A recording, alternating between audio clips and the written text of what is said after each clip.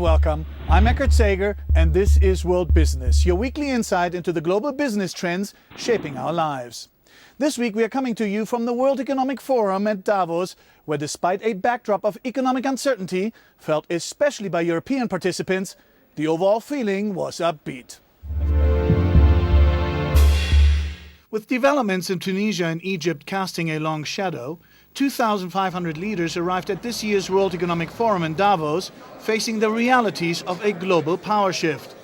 Emerging markets are driving global growth, while the Eurozone is struggling.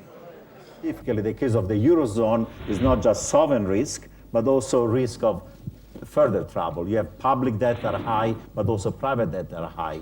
We have low competitiveness. We have low economic growth, actually outright contraction still in Spain, in Ireland, in Greece, and barely positive economic growth in Portugal and Italy. I think Europe has to come fundamentally to grips with some of the problems that have not yet been addressed. Restructuring of the Greek debt, a bailout for Portugal, and probably a bigger rescue fund. The theme of this year's event is responding to a new reality. And that reality is of a world divided. I think there's a shift in the balance of economic and financial power from the West to the East. And that's reflected in the fact that last year emerging economies, which account for 1/3 of the global economy, driving 2/3 of global growth, that's quite impressive. And that's why I say when one looks at the glass, it's neither half full or half empty, it's 2/3 full. As a result of this growth, the global economy is healthier than it was pre-recession, at over $62 trillion and predicted to double in real terms in 20 years, spurred on by emerging economies increasingly shunning the stagnating markets of the West and setting up new corridors of trade.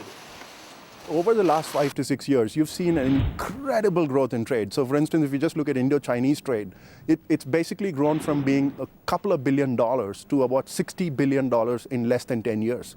And that's set to grow to $100 billion by 2014.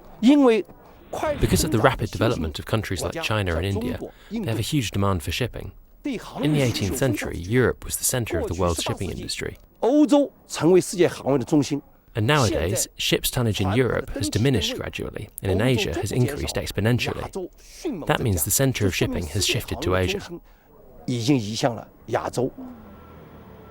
It's not just trade ties being built, but physical infrastructure, connecting landlocked but resource-rich countries to their markets, especially those from Central Asia. We are building up a number of starting up a number of huge infrastructure projects, such as a highway between Western China and Russia, 3.5 thousand kilometers. It's a huge project. We are building up 2 railways, one connection with China and one connection with Turkmenistan.